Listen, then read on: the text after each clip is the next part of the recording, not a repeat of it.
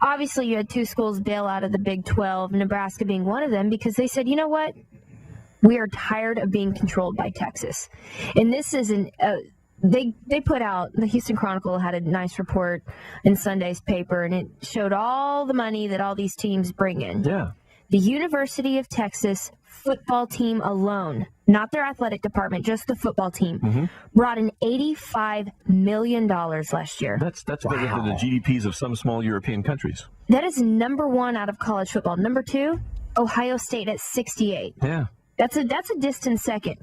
Then you look at the University of Houston, which had the smallest amount of revenue brought in out of every major school in the state of Texas at $4 million. Rice beat them out. And Rice did not have a top 25 team like, University of Houston's football team under Kevin Sumlin. Quarterback Case Keenum, who is easily going to be on the Heisman watch this year. They were a great team. They beat big schools. Respectable play. They brought in $4 million, the least out of... Is that the curse of the commuter schools? The big problem, if they ever want to be mixed in the conversation of potentially being a Big 12 team, which doesn't look like it'll ever happen. The commissioner of that conference already said, when we decide to branch out, and they are taking their time, it could be a couple years. When we decide to look for those other teams, we are looking outside of the state of Texas.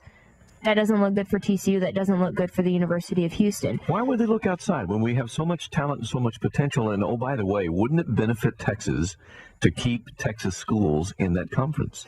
Well, it all comes down to money, and it comes down to TV. If you're going to get the Texas game on TV anyway, and U of H happens to be their opponent, that's one contract. You already get that money. Yeah, who wants to watch that?